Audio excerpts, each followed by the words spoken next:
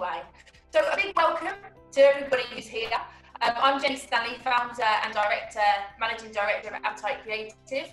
I'm really excited to have everyone here. You are joining us on our fourth webinar in the series of looking at the future of marketing and advertising. Today's webinar is looking at gaming and esports and the impact that COVID-19 has had. It's basically pushed this sector into overdrive with huge audiences of global players engaging with gaming every day. The popularity of gaming is soaring and the market is really reaping the rewards. Newzoo predicted that the gaming industry value will rise to almost $160 billion this year, and much of that, of course, is due to the increase of people locked down and looking for entertainment. So we really felt that this was something that we needed to look a little more into, lift the lid on the subject, and find out the real opportunities for marketers and brands. Today's webinar will be broken into three different parts. The first part will be chaired by Victoria Usher, CEO and founder of Ginger May, and she will be joined today by John Hook, VP of Publishing at BoomBit, which is one of the world's largest mobile game publishers. James Draper will be joining those. He is the CEO and founder of BidStack, which are an in-gaming ad platform that bridges the gap between gamers, developers and advertisers. And Anil Mistry, head in gaming at Endemol, with a career spanning so many gaming companies and brands. He currently works at Endemol, leading global brand licensing deals across the gaming and iGaming industry. After that, we will then be looking at the psychology behind gaming and gamification, why it works and why brands should be thinking about entering that space. And then finally, we will hear from Oliver Weingarten, who is the CEO and founder of London United, a London-based organisation which provides the path for gamers to go into professional. They will look into a myth-busting session, looking at all the different things around esports and the stigmas and some of those real potentials that really need to be uncovered from the esports arena. So first I'm going to hand over to you, Victoria. You're looking at the gaming sector, what the opportunities for brands and how you can really reach audiences that you can't reach anywhere else. Thank you, Jen. Absolutely. Just in our catch up just a minute ago with James, Anil and John, we were talking about this and, briefings sometimes go off topic. And to be honest with you, there's so much we could talk about today and go into so many different areas. They are an incredibly knowledgeable panel and there are so many different angles, like I say, to talk about. The last 12 months, gaming and esports has been positioned as a huge opportunity for brands and marketers to reach their audiences.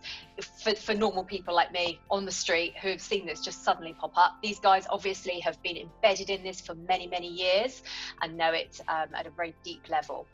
There are lots of issues. Ad blocking's on the rise and traditional ad channels are on decline. And obviously, brands and advertisers are always on the lookout for new, innovative ways that they can interact with their audiences. And gaming is one of the obvious solutions for this. As Jen said, and as we'll talk a little bit more about in our panel, the pandemic has only increased this opportunity as people have been in lockdown. A huge market. This is absolutely enormous. The total UK advertising market was worth 24 billion and digital ads accounted for 13 billion of that figure. And just this week, WARC reported that brand investment, including advertising and sponsorship in esports, is set to rise 10% worldwide in 2020. It's absolutely huge. But to use gaming as an effective tool and a fundamental part of any ad strategy, brands really do need to educate themselves about the opportunities available, the audiences they can reach, and how to implement strategies that can fit cohesively with their existing ad placements. So with that in mind, this stellar panelists will help us to understand some of the common misconceptions around gaming and esports, and there are many, what the opportunity is for advertisers, and how gaming complements more traditional ad strategies, as well as what's next for the industry. So I will kick off just going into the first question because Jen's already introduced everybody. I would like to start with common misperceptions that are around gaming, and I'm going to put that one to you, James, please. Thank you very much indeed. Thanks for inviting me on. Much appreciated. Common misconceptions. As just mentioned, you just before we came on here. I think one of the main issues is that it's way too broad. Like when people discuss we should be in gaming, what is, you know, or esports, it's so broad because gaming is so, it's so segmented. It's different genres, the different territories, the different platforms, it's very, it's a bit like going, how do brands reach gamers? Like how do they reach, or what should they be communicating to gamers? You can't do like a broad brush over it. It's a bit like going, okay, how do we communicate to people who are watching TV or like sports, or it's such a vast subject to cover. So it's not like a 16 to 24-year-old boy sitting in a dark room. I mean, it can be, you know, it can be. I think it's a, where we've gone down the path of our company, you know, obviously you're educating. Educating is the main sort of piece which we're doing when it comes to brands, when it comes to investors, and it's there's a lot of people like to jump on the fact of going, you know, they grab stats that kind of like fit their narrative and go, look, more women play games than men.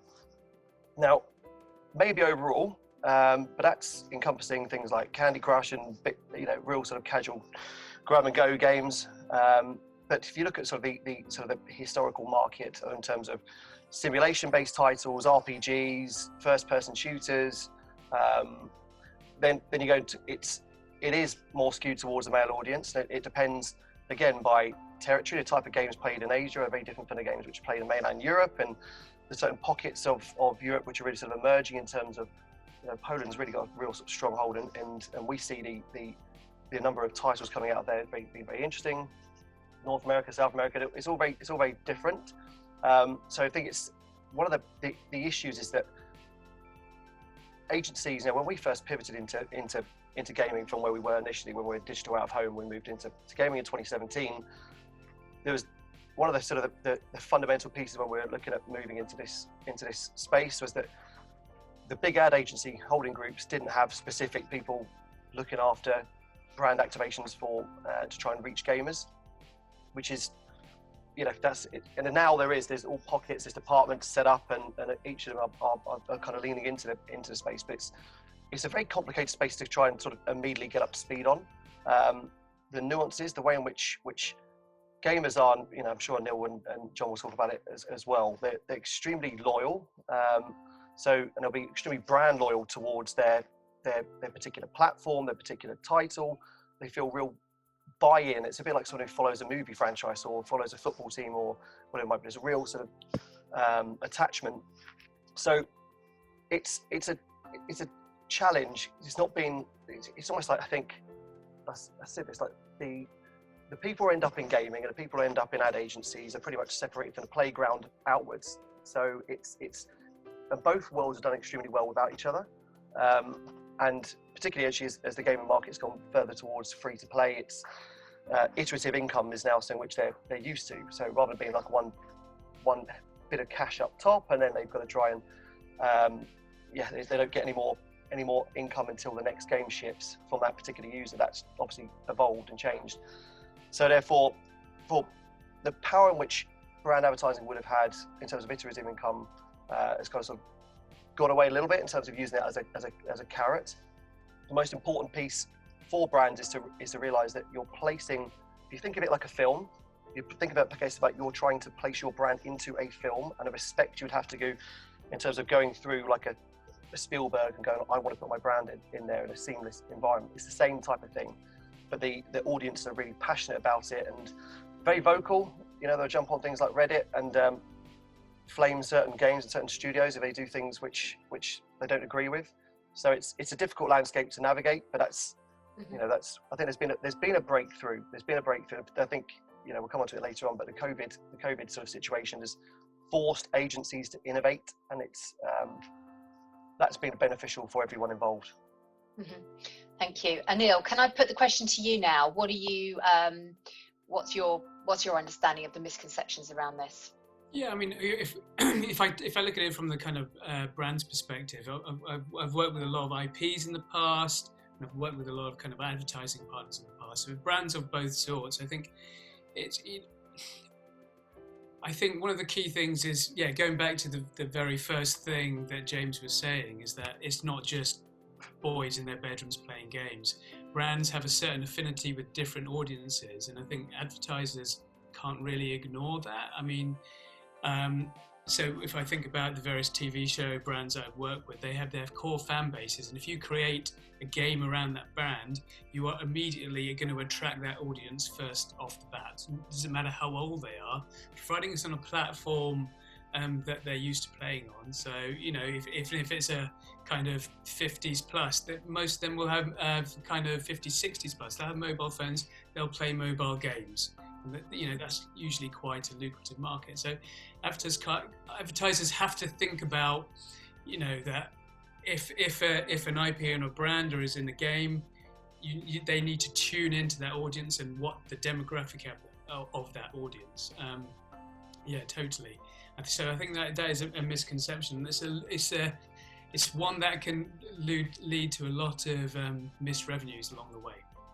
So you can build audiences, essentially. Yeah, you can totally. I mean, I think it's one of those things where, from a brand holder's perspective, if they can kind of work with the right brands and associate themselves to those right demographics, they can attract the audiences and create new fans of their brands, basically. Yeah. Got it. Thank you, John. Yeah, I think the biggest challenge. So I mean, I've done agency side, sort of exchange network side, and now making games. I think it's this label premium, right? A lot of people are like, oh well, I can only have my brand in a premium environment. So it comes back to really this misconception around the gaming audience and the value that audience has versus the attached value a brand would put on a TV audience or an out-of-home audience. But I think that really has changed, right? You know, now on the kind of game developer side, we actually think the same way. When we build games or make content, we're thinking about the relevant match to an audience. So we think very similar ways to how brands plan their campaigns. But I think these sort of outdated labels around the gaming audience are starting to disappear now. And yeah, I mean, I think James's point is also key with my sort of agency hat on. From a planning perspective, gaming is quite difficult, right? Because, you know, esports is a live event. So does that sit with my sponsorship team, my experiential team, you know, mobile games? I mean, that's my kind of digital team. But if we're talking about, you know, the stuff that Anil is right in the heartland or sort of IP-based games, well, is that my digital team? Is that my sponsorship team? So that could be a challenge from a kind of planning perspective, whereas, you know, TV or connected TV kind of sits in one team. So I think that is also an additional challenge when it comes to gaming, depending on what you're trying to achieve. Mm-hmm. Great, thank you.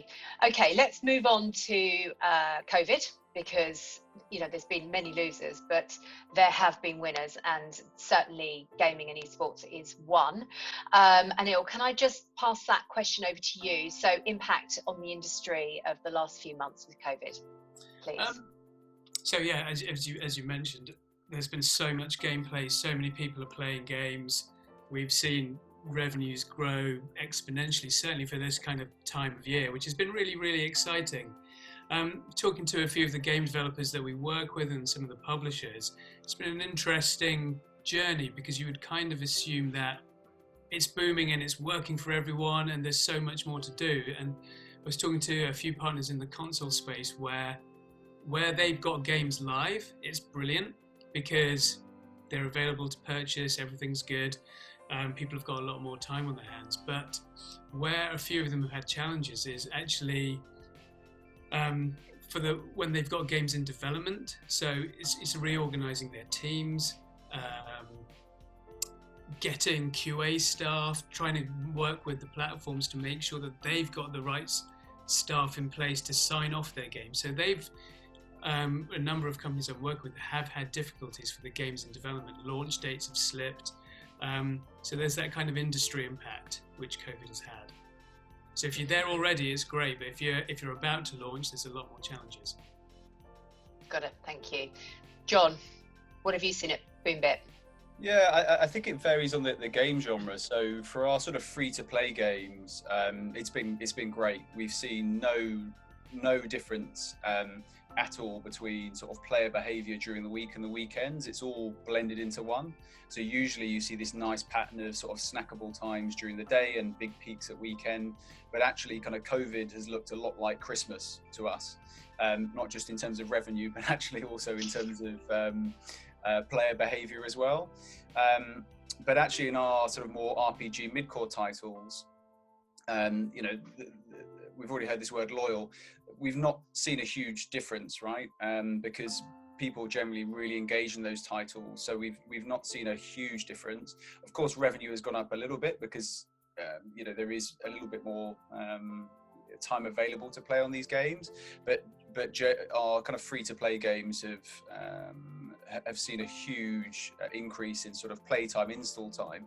However, interestingly, it's not had that direct impact on revenue because, of course, what's happened on that side is roughly you get this 70-30 split of sort of gaming brand ads. A lot of the brands have hit the pause button. So you've kind of seen eCPMs decline a little bit. So whilst it's been great to get all these kind of new players and eyeballs into our games, it hasn't necessarily mean like we've 5x revenue. And the other interesting insight is for free to play games is it's made the games more competitive, because before people were sort of playing in these bite-sized chunks, whereas certainly for our hyper casual games, they're almost playing all day every day, so that they're jumping between their appetite for games has gone up. So this, you know, to give you a rough idea, we can get a game to market in about 4 to 6 weeks for hyper casual. So the speed at which we've now had to operate and the number of titles we've had to bring out to basically satisfy this global consumer demand for hyper casual games has been a bit crazy. But definitely we're seeing things return to normal now in our free to play games, so a more established sort of weekday and sort of weekend gaming behaviors. So behavior's starting to return. Yeah, to absolutely. what you would have seen beforehand. Interesting. Yeah. Okay. Yeah, interesting. James, so you're the leading business in the sector. Have you seen a big change through COVID? I can talk about, yes, BidStack has. So a couple of points there, as listening to what Anna and John were saying. So yes, from our point of view, if we're talking about the advertising side first, so the advertising piece, yes, because particularly as out-of-home budgets have been difficult to justify in Q2, it's that disruption to the advertising business as usual has definitely been beneficial for us. Same thing for real-world sports, and I'll come on to the effect of esports a bit later on in terms of the knock-on effect of commercial rights holders with that, yes. On the gaming side, on the two major console launches happening this year, our sources told us a while ago that one of them was struggling to get hardware production up to levels that were required, and the other one was struggling with getting software ready for the launch title. Probably wouldn't take too much work to work out which one's which. Then from the other side, from a studio perspective, as kind of like John was saying there, you know, a couple of the AAA studios we've been working with weren't set up for a global pandemic in terms of their business continuity strategy. So they didn't even have laptops for their staff. I won't name who it is. So some of their titles have fallen behind, as you would expect. So they're trying to get up to speed. Everyone adapted relatively quickly, but you then look at like Football Manager, our friends who are just based over the road and we obviously work with, they have always operated on a model of 40, 50 quid if you buys you that iteration of the game, and they make no money over the course of the year of the title. They ran for the first time like a trial for 2 weeks and then offered to renew, and it's one of those games which you can't just drop after spending the first week setting your team up, and then you're up and underway and you want to see how well your team's going to do. So they had a over 50% sign up continuation, so it's been really good for them. But I think some of the other piece was like you just mentioned there, what John's mentioned about the behaviour in terms of the gamers. Yes, you know, we again, if we want to sort of start playing stats towards our favour, we've seen a 250% spike in terms of ad requests come through our platform due to more people playing, working from home, you know, and that's that great level of consumption. But the knock-on effect actually is going to be felt a bit further down the road probably in the world of esports as well, by the fact that people are playing games for longer. They've been playing them for longer, like probably in a density that they would never have played before in their adult life. So the skill level goes up, microtransaction levels go up, saturation of content, demand for more content, boredom with playing the same game over and over again, because you go out of your pattern of play. So it puts more stress on the software side to go and get that fix back into the get the next content out. So I think you'll probably see that standard of play is probably going to be going up with an esports side. Records broken, blah blah blah, all that sort of thing. So I think it's really interesting what's happened. And I think for both the advertising world, it's woken them up to what's going on. It's the press has been all over the gaming space, and so it's benefited us, but I think it's put strain on the gaming side, which it's been an immediate boost, but actually put strain on them a bit further down the line. Yeah, no, John said the same thing, absolutely. Okay, we've got time for another couple of questions. So I would love to ask about examples of gaming that you admire. So start with you, John, actually, if you've got any examples of ads that you think are great.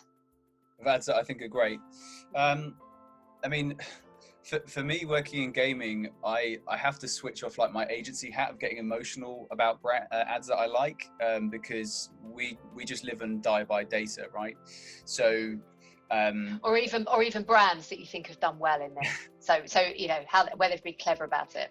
Yeah, so I think I look at it two ways. I think for me, I admire brands like entertainment brands, FMCG brands. So brands that work with people like Unilever, like Sony Mobile, who really embrace mobile at an early stage when other brands were thinking about some of the stereotypes we've discussed.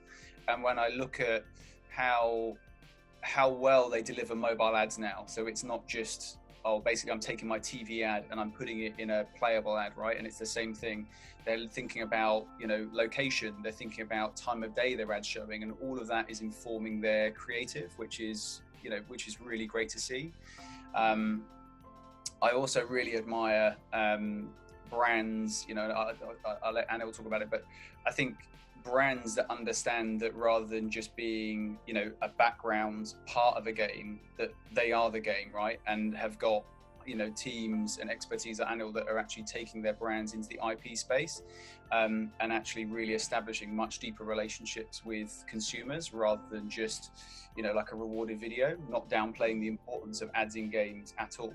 But I think, when I look at, who do I admire? So when I look at, obviously, like Endemol, when I look at Hasbro and what they've done in the gaming space with partners like Scopely, for example, it's incredible the way they've extended their brands and created millions and billions of dollars of additional digital revenue into their business from gaming, right? It's unbelievable.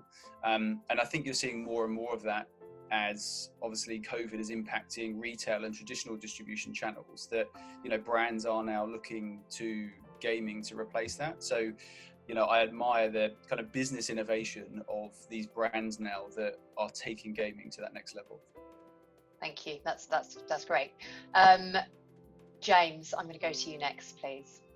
Cool. I've admired a few along the way, and when pivoting into this kind of it, I remembered a few. The first in-game brand activation was Zool back on the Amiga. Chupa Chup, Chuppa Chup, however you say it. Lollipops on the background. It was quite in your face, to say the least. But as a kid, remember playing it? Didn't bother me in the slightest bit. Then there was Wipeout 2097, which was a huge success on the first PlayStation. Those Red Bull had banners within the environment, within the loading screens. It was a really smart activation. At that time, I didn't really understand what even Red Bull was back in 1986, I think it was. That drew my attention towards that brand when it really started sort of sticking in. Then there's been a couple of other ones. I think you could do it badly. I think if you look at Death Stranding and what they did with Monster Energy drink in there, it was pretty clumsy. If anyone wants to look that up, it's bizarre, sort of apocalyptic landscape, and the only thing that survived is Monster Energy drinks in odd. So that's a bad example. Good example, fair play to the guys over at EA with what they did with the Hunter activation with Coca-Cola. Did like an actual press conference. It added to the immersion of that character, and obviously we were quite proud of what we did when it came to the Stay Home, Save Lives campaign early on in a COVID pandemic, which, you know, that was pretty cool as well. So yeah, loads of good examples and a couple of pretty shocking ones as well. Yeah, thank you. Yeah, that activation was great. Stay at home. Went everywhere. Anil, you are allowed to talk about Endemol here, and any others that you want to mention as well. Yeah, I mean, just picking up on what John said specifically, I mean, that's kind of been my bread and butter and expertise for quite a long time now. So, you know, the best way for a TV show brand that's in people's living rooms, they're in their homes. Ideally, they're fans of the show and they're addicted to the shows and they love it. It is a great way of extending those audiences, and it's also, it's feeding that desire of the fans as well to kind of go, I want to be part of the show. I want to play the show.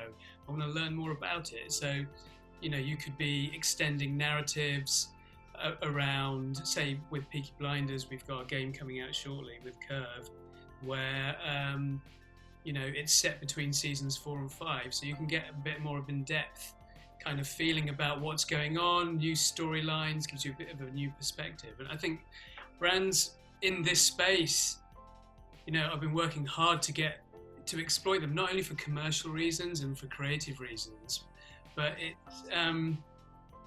it's just a way to appeal to either fans of the show and to give them what they want, and to create new audiences from people who have played the game but have never watched the show, for example. So for me, that's a huge place where, you know, brands can contribute to the industry, and it's kind of a win-win. Totally, thank you. Right, we are out of time, but I'm going to ask you all, this is going to be a test of your ability to summarise one sentence to all of you on what is next for the gaming industry, and I'm going to start with John. In one sentence. One sentence, just one thing in one sentence. What's next for gaming? I mean, for me, it's esports. Particularly from a brand perspective, I think hyper casual games last year was the growth was unbelievable, but this year for me, it has to be esports. Brilliant, thank you. Anil? I'm going to be a little bit cheesy, but it is more fun, more games, more higher quality games. And I think the industry is just going to go from strength to strength, just generally. You've got a generation of kids, and which is huge. They're just playing and watching games from such a young age. It can only get bigger. Thank you, James. I would say the most exciting part for me is what is going to happen, who's going to enter the gaming market from a cloud gaming perspective, and the stitching together of the passive secondary audience and the gamers who are going to become, in my opinion, the influencers will become the richest entertainers on the planet by quite a long way, due to the game mechanics that'll be offered up by cloud gaming. And it's fair to say that all the major social media platforms expect those guys to be entering into the platform space in the not too distant future. Brilliant, thank you. And just more commercial successes, I think it's fair to say. Thank you all, that was brilliant. I am now going to hand over to the king, who is Jeremy and Jenny. So thank you very much. Thank you very much. Thank you very much. What a great and insightful panel. Thank you very much, Victoria. I don't think I've been called the king for a very long time, since I was naughty at school, in fact. At least at least 35 years ago. But what a great, thank you very much. What a great panel. Really, really good. If we were in a live environment now, I would have bounded on stage and given everyone a round of applause. So all those participants out there, make sure you give them a round of applause. A really great session. Some really great points for us to segue beautifully into this next piece. Not only is Jenny, the CEO and founder of Appetite Creative Solutions, she's also the host with the most, and we decided that we would pick her brains now, because a lot of the conversations that were had, she's been working with clients in the gaming and gamification space.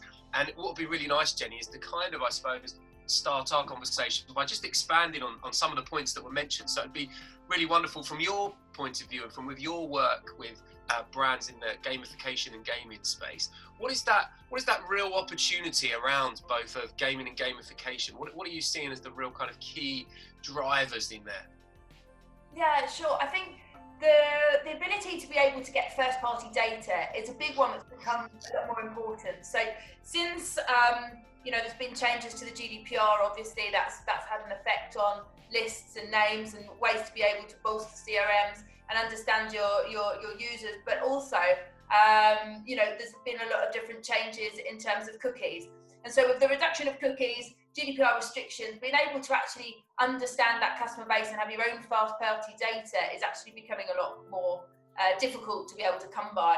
So by being able to create experiences or gamification or gaming ads or whatever you might want to call it, it really does give brands the opportunity to be able to understand their audience a bit better.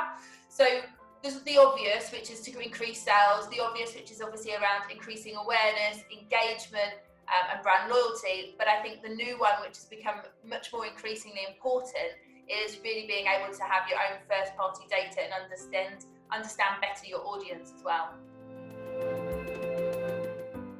Okay, and that's really interesting because obviously it's a very personal space for a lot of these people as well.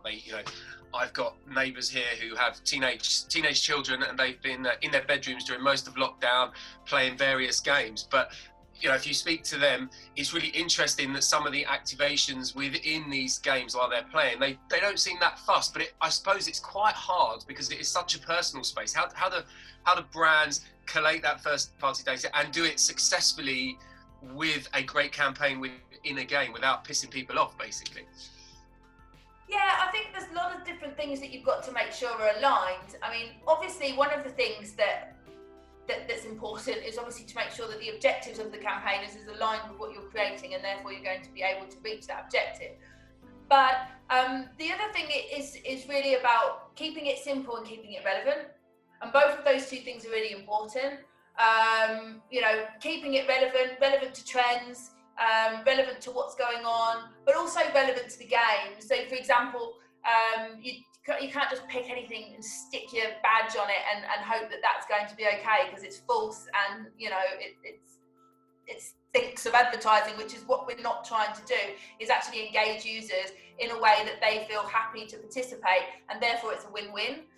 So for example, we created something for Starbucks where we built upon the trend really, which was the flip a bottle trend. I don't know if you remember flipping the bottle, and then you had to get it the right way round, and people went crazy on YouTube, like how many people could flip the bottle and all this type of stuff, and it had to land the correct way up. So we kind of took that trend and then we took that and turned it into a Starbucks cup, which you could then choose your flavour, as they were launching new flavours of coffee, and then digitally you have the game to be able to flip the cup of coffee, flip it the correct way, the right amount of time in 60 seconds, and then you get a 50p off voucher to claim at your nearest Starbucks store. So that was relevant, and it was definitely simple. So the other thing is trying to keep things simple.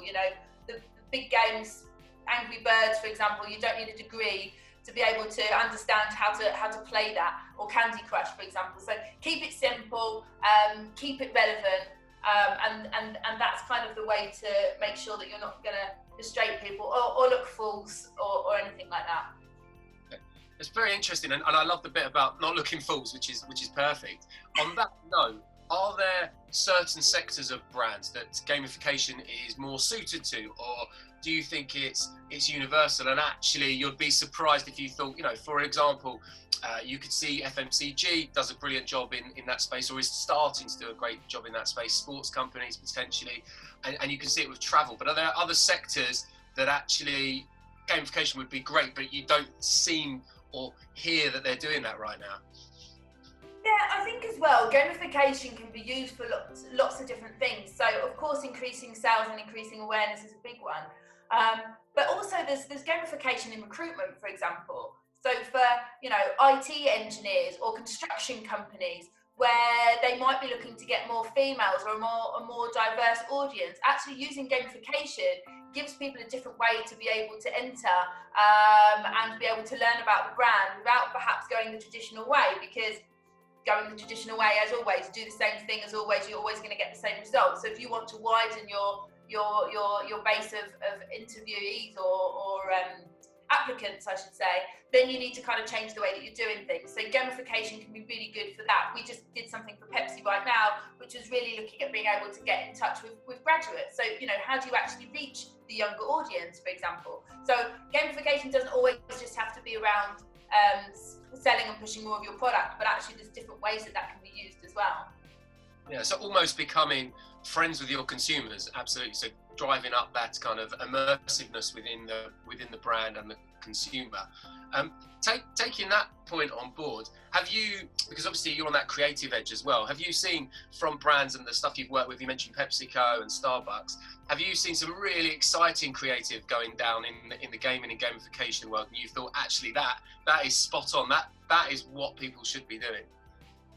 Yeah, I mean, obviously, everything that we're doing obviously would fit into that category. But other than that, you know, there's some really nice things in VR and augmented reality.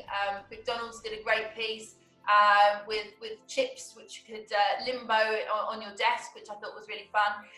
Borsan, the cheese, did something around VR and fresh foods, which was fantastic and fun as well. And of course, all of these things are driving positive experience. And if you have a positive experience, then of course that drives brand loyalty. And if you're driving brand loyalty, then you're getting all those different things as well. So that's why, you know, there's a lot to it rather than just kind of thinking about, you know, getting sales. But brands who really put a little bit of extra thought into it. Nissan actually did something really nice where they did something around gaming and sports results and who are your favorite teams, and then they just showed you those teams' scores every time you saw one of those ads and those type of things as well. So kind of bringing something back to the user is the type of stuff that I think, wow, that looks great. Okay, no, brilliant. And I am conscious we're running into time. As per normal, I tend to drift on a little bit too long, but I could ask you questions all day. I think to beautifully set us up for the next conversation, which is around esports, I was just going to give you some insight. John obviously mentioned earlier that esports was his one word for driving the industry and where gaming and gamification goes next. Is that something you're starting to hear and see more from clients yourself? The use of how do we get involved in esports? How can we put our campaigns, how can we get esports into our media and marketing campaigns? Yeah, definitely. I think this year more so than last, but also with the pandemic and people having much more time on their hands, you know, it's social media and it's gaming. How can people entertain themselves, and therefore how can brands be where people are? Okay, brilliant. And before we go, just because I'm going to try and do this because it'll be the first time we've done it successfully, you'll be pleased to know the audience have been asking questions, Jenny, and I really like this one. Outside of crosswords, what other types of gamification would be good within new publishers' sites? Wow, that's a great question. There's lots and lots of different types of gamification. There's a fun one that we just did, which was like a Tinder style game. So it was more of a personality test, but using Tinder, swipe left, swipe right. There's lots of different things where you can have bubble popping and temple run style games. So there's a whole different range of games that you can use other than just crosswords to be able to bring it to life. Fabulous. Well, Jenny, thank you very much for your insight there. Much appreciated. I suppose we move back onto our final conversation of the day. So please stay with us. I promise you're going to enjoy this. Thank you very much to Jenny. Thank you very much to the panelists earlier. Our final conversation of the day is actually the natural progression of where we started at the start, which was gaming and gamification.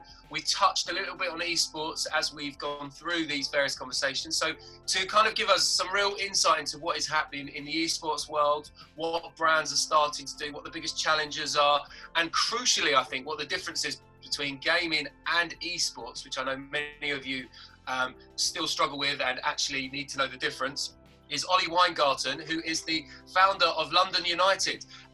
We will sort of delve more into what he does as we go along, because you'll see that he's got some great insight for that. But welcome, Ollie. Hello everybody. Hi, Jeremy. Right. He has also a branded hoodie, which is very nice. Today, very merchandise, which is very esports. So Ollie, for those who are trying to get to grips and understand gamification, gaming, and esports, how would you I suppose, simply describe the difference between gaming, gamification, and esports? So I'm glad you said simply, because actually I think what I've resolved to do is try and give you short answers so we can try and cover as much content as in quick space. But I think the simplest way of saying is esports is competitive gaming. What do I mean by that? You and me playing FIFA against each other, we're casually gaming, aren't we? We're not in an organised competition. We're not playing in an organised sanctioned competition by a publisher where we can win money. It might not be streamed to millions of viewers. If I give you a game like League of Legends, there is an ecosystem, an esports ecosystem for that, in which players are competing competitively. It could be the LEC, the European Championships. It could be the UKLC Championships. It could be the UKL, in which London United's in the lowest form of League of Legends, sanctioned by the publisher Riot. But these are organised, sanctioned competitions where people are playing against each other. And in fact, importantly, actually, a lot of these esports players are athletes or trying to be athletes. They're trying to carve a profession out of gaming into competitive gaming. Yeah, well, I love that. And I think that is very, very simple and clear for everyone. They are trying to go for gaming to become professionals. And I suppose the other key difference, Ollie, is that they have an audience, right? So when you're casually gaming, you may have one or two of your family or relatives watching you, but in esports, you actually generate your own audiences. Yes, you do. I think as well, you talk about gaming and you have to segment the influencers, because the influencers might not necessarily be the best esports athletes, but the influencers that are playing games are there for a reason, because they're attracting a huge amount of eyeballs. But then the esports players, the eyeballs vary on the title, in all honesty. So from a brand perspective, you're taking gaming and I suppose you're putting it into drugs effectively, because you've not only got the game, the publisher, the people that play that, but you've then got the audience as well, who you can tap into, who you can talk to, who might not necessarily be the athletes, but you've got that audience as well as another segment. And obviously during COVID, and as Victoria rightly alluded to, the growth in interest, because I would say it was the growth in interest in esports has obviously risen extremely well. And we've seen a lot of brands talk about how do they get esports involved in their campaigns, what do they do, how do they make it work? But it's a lot of talk. What do you think are the biggest the biggest barriers to brands entering into esports, into real kind of tangible partnerships? Well, I think you raise a lot of points there. I think the first thing is that you say around esports becoming more prominent during COVID is absolutely accurate.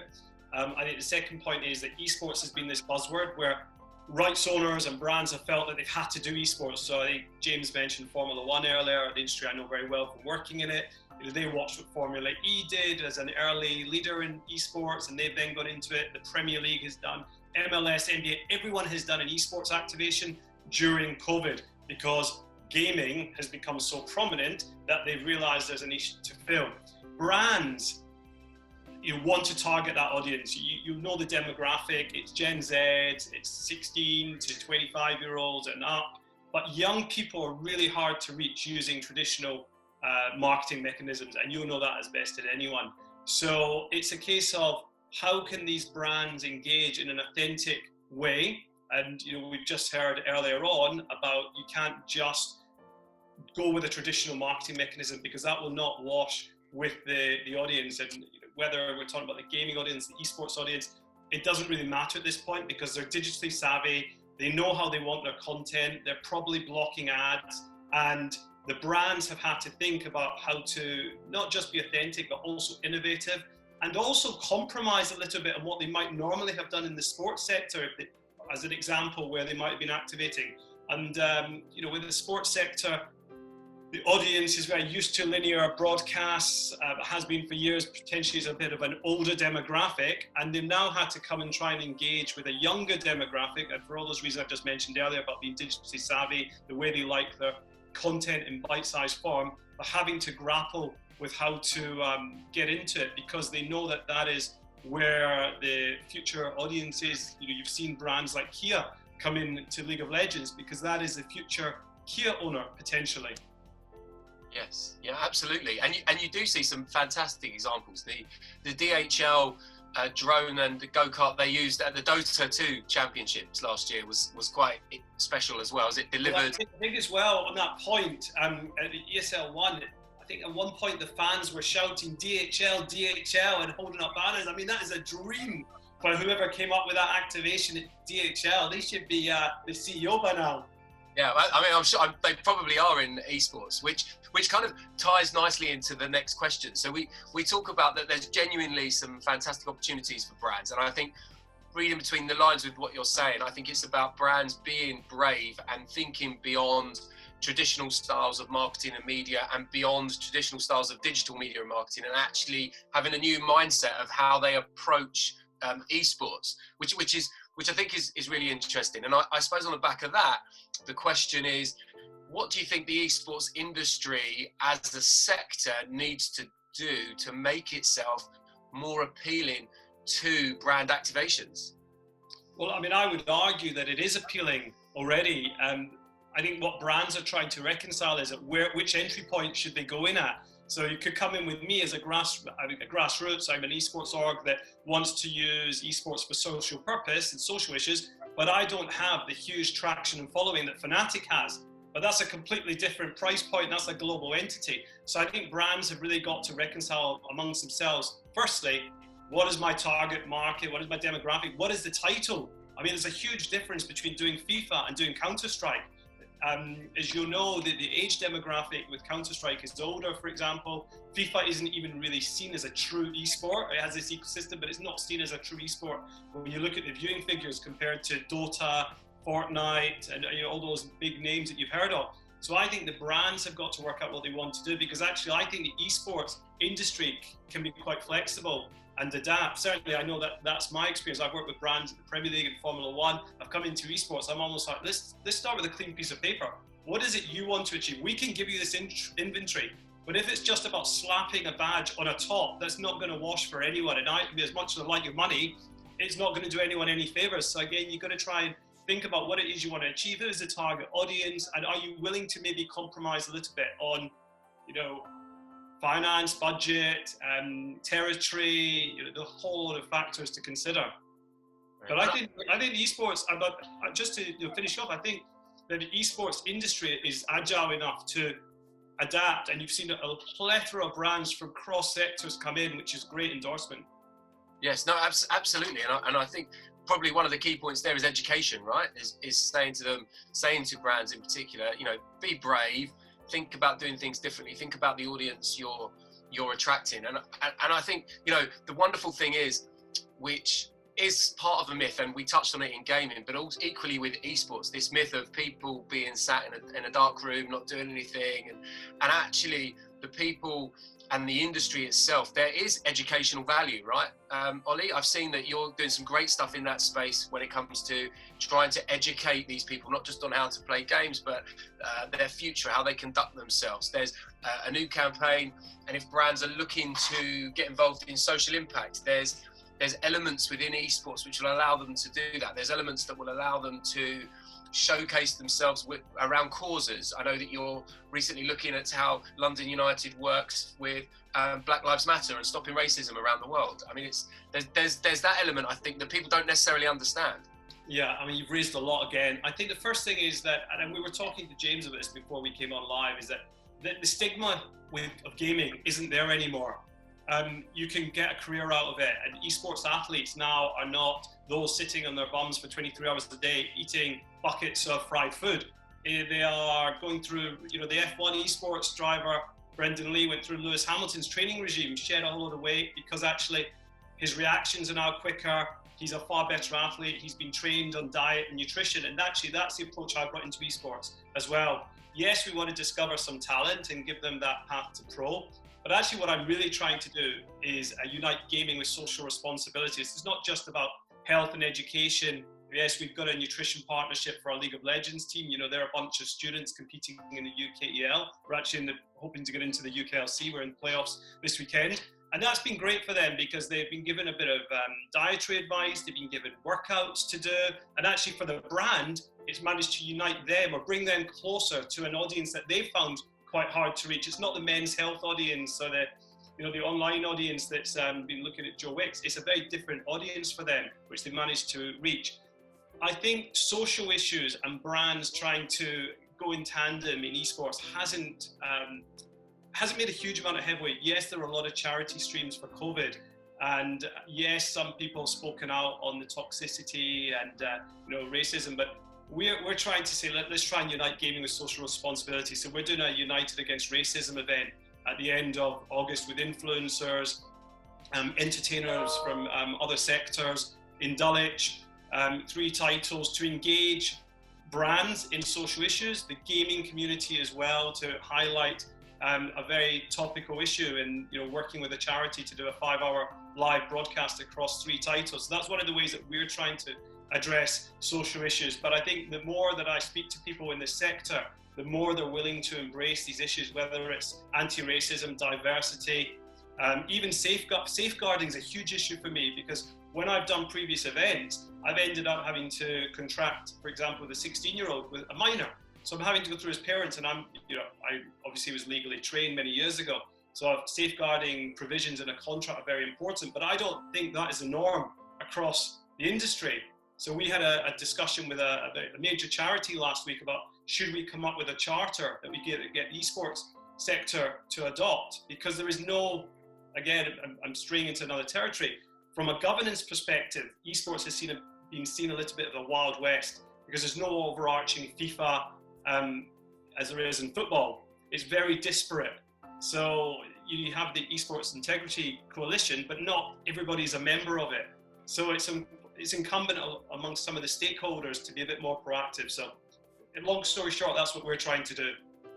I think you're absolutely right. That point touches beautifully on, actually, I think that's one of the barriers you face from brands, right? Trying to understand, yes, I can connect to this audience, but is it a little unruly? Because the last thing that a brand wants is to work itself with a particular team, for example, and within that team there's a player that potentially could go rogue and on their social feed has certain views that don't align to that brand. So is that a barrier you've come across so far? It's not a barrier I've come across yet, because my gamers haven't had the profile, but I can tell you with the influencers that we're using for United Against Racism, Joe Morris, big FIFA gamer, has got 2.5 million subs on YouTube. We're talking to a boxer, we haven't announced him yet. We do have a look and check their profiles and check whether there's anything that would put off a brand, because we have a deck that we're shipping out to brands at the moment, offering them partnerships at various levels. And we're very aware that if there's a red flag there, that's the end. There's no conversation starter. Yes, yeah, no, absolutely. And interestingly, the conversation with Jenny earlier, we talked about first-party data as well, being part of that whole package for brand. In the esports world, I'm presuming there's an opportunity to, tenfold that first-party data, because you've not only got the team, the players, you've also got the audience who are watching said tournaments, said teams. Yes, but I think you're at the behest of the publisher or the streaming sites. It depends how you're involved in the ecosystem. We had 79,000 unique viewers for our League of Legends tryouts in May. We've now got that team in the UK, as I said. But apart from knowing a little bit about where they might be and probably not even their age, we don't get a huge amount of information from Twitch. So it's incumbent upon me to try and drive people to my platform so I can get that first-party data, because I know that is what the brands are all wanting. But we've created enough data over the last year with physical events that we've held for tryouts and then online events this year, that we can start to say the majority of our demographic is in that 16 to 25, and then let's say 40% is in the next bracket up. And kind of capitalising on the amazing PR that has certainly been on esports over the last 3 or 4 months, what does the esports industry need to do to really, I suppose, if you like, take advantage of the publicity and the profile that the sector has received? What would, if you could wave a magic wand, what would that wand look like for the entire sector? I think there's a few things. I think I have a challenge with fundraising, and I think esports isn't that well understood in this country compared to Asia and the US. But if I take myself out of that, I think professionalism is the key. I don't want to tell tales on experiences that I've had in my short career in esports, otherwise it could be very short. But I think that the whole ecosystem has got to professionalize, and it's doing a bloody good job. But I think that where there are maybe let's say, less professional activities, they reflect badly on everybody. And esports, I said earlier, has got a little bit of a reputation of being the Wild West, and I think that's slightly unfair. And I think esports has come down in great strides over certainly the last couple of years, and certainly since I've been involved. I've met some great stakeholders, and a lot of people from outside of gaming and esports have come into this ecosystem now, from traditional sports, from broadcasters, and I think that could only help. Yeah, absolutely, and that can only help with the understanding of this sector for brands, because it is still a scary space, and from what we've discussed here, I think the brands definitely need to be brave, but to be brave is not a risk, it's being brave but being sensible in terms of what esports can provide. Yeah, I think that's fair. Look, I did a deal with Chipotle last year, the fastest growing restaurant chain in the US, have done nothing in esports in this territory. They've done quite a lot outside of it.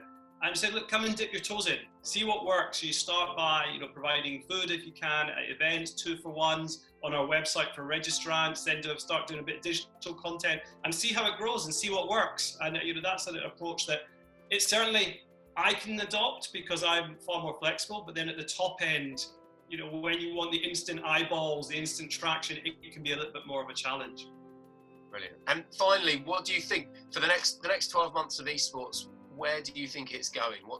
We talked about professionalism, which is great, and it looks like people are starting to come together, which is what you want. But where do you see esports going in the next 12 months?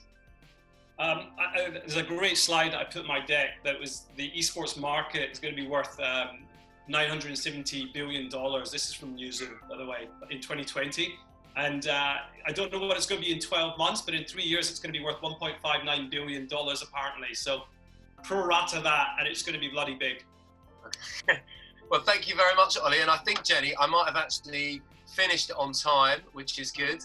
If anyone has any questions, I'm sure you can put it in the Q&A, and Ollie will happily answer them for you. But thank you very much, Oliver. Much appreciated. Thank you to everyone who's spoken so far, and to you as well, Jenny. I will hand over the reins to you so you can close out. Thank you very much for having us. Yeah, that leaves me to say a very big thank you to all the guests, John, James, Anil and Victoria, to Oliver, and of course to you, Jeremy. The recording will be available on YouTube in the next few days, and we'll send out some notifications around that. It will be available as a podcast. You'll be able to download that from Spotify and from Apple. We're under the Talking Giraffe series. And then a big thank you to everyone who's attended. Big thanks to you guys. Thank you for the questions. Please do pass any feedback or any other topics that you'd like us to cover in our upcoming sessions. We do have another session planned for August. It's looking at healthcare and how to overcome the challenges in the digital world. So keep an eye out for that. There'll definitely be some notifications on social. And that just leaves me to wish you all a very fantastic rest of the day. Thank you to everyone. Bye.